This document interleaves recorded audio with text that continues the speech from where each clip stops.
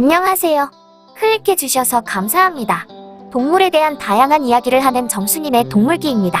예전보다는 많이 시원해졌지만 아직도 더운 오늘의 주제는 사바나의 동물들입니다. 영상 시청하시기 전에 구독과 좋아요를 클릭해주시면 정말 감사할 거예요. 그럼 지금부터 시작합니다. 사바나는 역동적인 생물군이 서식하고 있고 초원과 산림의 중간 단계이며 검기가 매우 긴 것으로 특징지어지는 열대와 아열대에 걸쳐 위치한 지역입니다. 방수량이 겨우 1년에 10cm 내외라 듬성듬성한 산림은 물을 저장할 수도 없지만 그곳에 사는 동물들은 여기저기 산재한 나무와 풀을 이용하여 수분을 얻을 수 있는 기술과 신체적 특징을 발달시켜 왔어요. 그들이 어떻게 건조한 사바나에 적응했는지 초점을 맞춰서 시청하시면 재미있을 거예요. 혹독한 환경의 예쁜 친구들을 만나보실게요. 영양의 일종인 그랜트 가젤은 사바나에서 아주 흔히 볼 수 있는 초식동물입니다. 주로 낮은 풀을 뜯는 이 친구는 가끔 관목과 허브 등을 먹기도 하고 건기에는 키가 큰 풀이나 과일로 허기를 달래기도 합니다. 그리고 우리의 목을 꽉 메이게 만들 만한 이 친구들의 특징이 있는데 얘네들은 물을 한 방울도 마시지 않고 아주 긴 시간 동안 버틸 수 있다는 거예요. 심지어 평생 동안 그렇게 할 수도 있죠. 먹이에서 필요한 수분을 모두 충당하기 때문에 건조한 사바나도 이 친구들에게는 생활하기 좋은 장소랍니다. 그래도 물이 없으면 목이 메이지 않나 하실 분들도 계시겠지만 얘네들은 물 없이도 마른 먹이를 씹을 수 있게 해주는 아주 커다란 침샘이 있어서 괜찮아요. 아프리카가 원산지인 카라칼은 숲, 관목림, 아카시아 삼림지대, 습지저지대, 사막기후, 그리고 사바나 등 아주 다양한 환경에서 살아가는 적응력 탑티어인 중간 크기 정도의 고양이과 동물이에요. 주로 밤에 활동을 하지만 아프리카와 서아시아의 뜨거운 햇살 아래서도 잘만 돌아다니는데 이 친구들의 눈꺼풀은 눈부심을 방지할 수 있도록 디자인되어 있기 때문이에요. 얘네들 역시 물 한 방울 없이 평생을 지낼 수 있는데 이것 또한 건조하고 뜨거운 사바나에 적응할 수 있게 해주는 특징이죠. 그리고 얘네들의 특이하게 생긴 귀는 키 큰 풀숲에서 위장에 효과를 줘서 정확하게 먹잇감의 위치를 파악할 수 있게 만들어줍니다. 또 다른 특징이 있긴 한데 이건 사바나와 그리 연관은 없어요. 다른 고양이들이 새로 동공을 가졌지만 이 친구는 인간과 같이 동그란 동공을 가졌답니다. 이 사랑스러운 작은 사냥꾼 난쟁이 샘에는 아프리카에서 가장 작은 맹금류예요. 키가 겨우 20cm에 불과하답니다. 작은 덩치에도 불구하고 사냥 기술은 그 누구보다 뛰어나죠. 이 아이는 높은 나무에 앉아 먹잇감을 탐색하고 발견하면 주저하지 않고 지면으로 내리꽂습니다. 이 친구들은 체구가 워낙 작다 보니 생존에 유리하도록 배 짜는 새과의 친구들과 둥지를 공유하며 공동 생활을 합니다. 이렇게 하면 성체들 중에 누군가는 둥지에 남아있을 확률이 높아지니 뱀이나 설치류와 같은 포식자들의 위협으로부터 조금 더 안전할 테니까요. 그러나 배 짜는 새 입장에서는 이게 사실 환장할 노릇이에요. 물론 배 짜는 새의 새끼들도 조금은 더 안전하겠죠. 하지만 난쟁이 샘의 새끼의 먹이가 부족하거나 부모매가 조금 게으르다면 난쟁이 샘의 새끼들은 방금 전까지 같이 살던 배 짜는 새의 새끼들을 죽입니다. 사바나의 셀럽 중 하나인 치타는 아프리카 남부와 동부의 사바나에 살고 있습니다. 그들의 털색은 사바나에서 위장하기에 딱 맞게 진화하였을 뿐만 아니라 신체 구조 역시 사냥을 위해 완벽하게 디자인되었어요. 허리와 꼬리를 이용하여 시속 110km 넘게 달릴 수 있는 주력. 달릴 때는 땅을 확실히 잡아주고 먹잇감을 칠 때는 가죽에 견고하게 박힐 수 있게 만들어주는 다른 고양이과 동물보다 조금 더 급격한 곡선을 그리는 발톱을 가지고 있기도 하죠. 영어로는 아프리칸 사바나 엘리펀트 혹은 아프리칸 부시 엘리펀트라고 불리는 아프리카 코끼리는 현세 장비목 코끼리과의 가장 큰 아종이자 가장 큰 육상 포유류입니다. 사바나의 기온은 보통 섭씨 20도에서 30도 사이인데 이 친구들의 큰 귀는 열을 방사할 수 있게 해줍니다. 그리고 열을 식히기 위해 코로 물을 빨아들여 자체 미스트를 만들어내기도 하죠. 이 친구들의 엄니를 잡고 있는 근육은 각각 180kg 이상을 지탱할 수 있어서 식사 시간에 아주 유용하게 사용할 수 있어요. 나무를 들이받아 쓰러뜨려서 위쪽에 어린 잎을 먹을 수 있답니다. 이렇게 하루에 160kg 이상을 먹습니다. 이렇게 많이 먹고 나무를 쓰러뜨리며 환경을 더 황폐화시키는 게 아니냐는 의문이 생길 만도 하지만 이런 행동은 사바나의 상태를 유지하는 데 도움을 준답니다. 사바나답지 않게 나무의 밀도가 너무 높으면 곤란한 아이들이 있거든요. 아마도 사자는 사바나라는 단어를 떠올리면 거의 무조건적으로 따라오는 동물일 거예요. 이 동네의 다른 사냥꾼들과 마찬가지로 이 친구들의 황토색 털도 주변 환경에 완벽하게 녹아듭니다.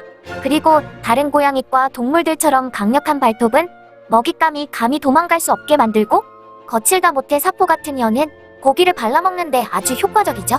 그리고 얘네들 수컷은 건기가 오거나 기온이 조금 높다 싶으면 갈기의 양을 스스로 줄일 수 있습니다. 사바나에 완전 적응하는 방식으로 진화했죠.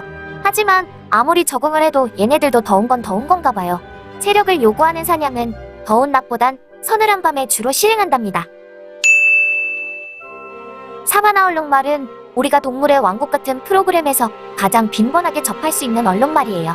탁 트인 초원이나 초원 산림지대를 터전으로 삼고 살아가는 친구죠. 이 친구들은 사바나의 혹독한 건기에 신선한 물과 먹이를 얻기 위해 2,900km 가까이 이동하기도 하며 질 낮은 풀을 먹어도 소화시킬 수 있는 소화기관을 발달시켰죠. 얘네들은 사바나의 높은 기온에도 잘 적응했습니다.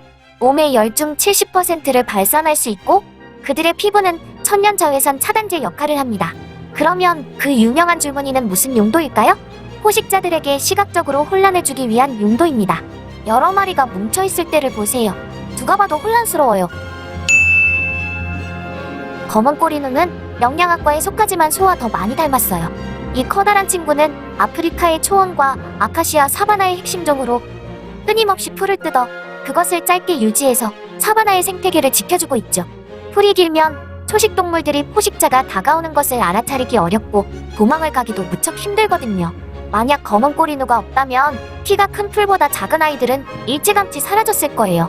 그리고 이 친구는 엄청난 수의 사바나 파리떼를 쫓기 위해 긴 꼬리를 가졌고, 몸을 숨기는데 효과적인 검은 수직 줄무늬도 있습니다. 사바나의 생활에 완전 적응한 신체 구조예요. 그뿐만 아니라 번식 습성마저도 그래요. 새끼들의 생존율을 높이기 위해 번식기 단 3주 동안 거의 모든 암컷들이 한꺼번에 새끼를 낳죠. 순차적으로 출산하면 순차적으로 잡아먹히니까 한 번에 대량 출산, 피식자라도 다 살아가게 마련이에요. 현지인들은 이 친구의 표정 때문에 웃는 하이에나라고 부른다는 점박이 하이에나는 아프리카에서 가장 흔한 육식 동물입니다. 사냥꾼이면서 청소부인 점박이 하이에나는 다른 육식 동물들에 비해서 먹이를 구하기가 수월합니다. 못 잡으면 썩어가는 고기도 먹을 수 있으니까요. 그렇다고 사냥이 좀 서투르냐 하면 그건 절대 아니에요. 얘네들은 폭발적인 스피드는 없어도 엄청난 지구력이 있어요. 그리고 그 지구력은 이 친구들의 커다란 심장에서 나옵니다.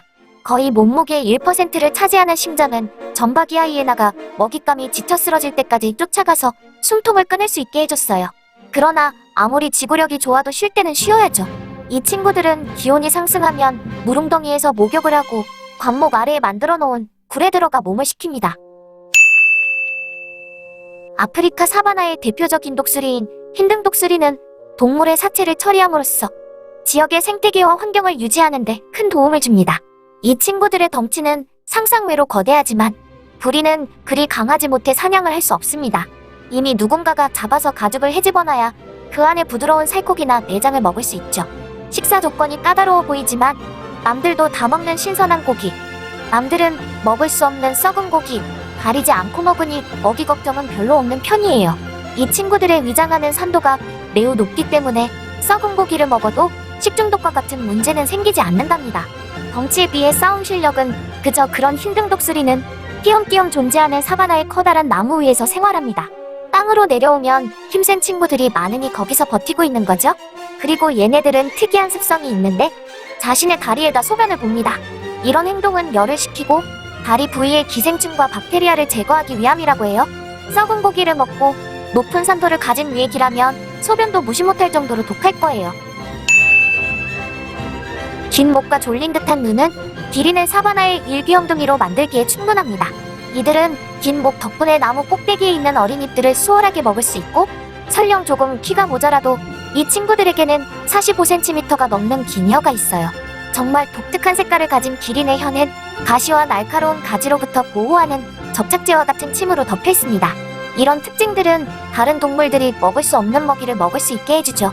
다시 말해 이들에겐 먹이를 두고 경쟁하는 동물들이 거의 없다는 얘기예요. 그리고 얘네들은 사바나에 사는 동물답게 그렇게 많은 수분을 따로 섭취하지는 않는데, 그래도 카라칼이나 그랜트 가젤보단 물을 많이 섭취합니다. 먹이 그 자체와 이슬에서 필요한 수분을 얻는답니다. 건기 때는 물을 마시기도 하지만 보통 먹이만 잘 섭취하면 물 없이 몇 주 동안 버틸 수도 있어요. 이번에는 건조 기후에 완벽하게 적응하고 사는 친구들, 사바나의 동물들에 대해서 이야기해봤어요. 물을 많이 마시는 점순이는 목이 탁 막혀오지만 그렇게 적응한 친구들이니 우리가 답답해할 필요는 없어 보여요. 그럼 물 좋아하는 점순이는 다음 편에서 또 다른 동물 이야기로 돌아오겠습니다. 구독과 좋아요는 더 좋은 영상을 만드는데 큰 도움이 됩니다. 지금까지 시청해주셔서 감사합니다.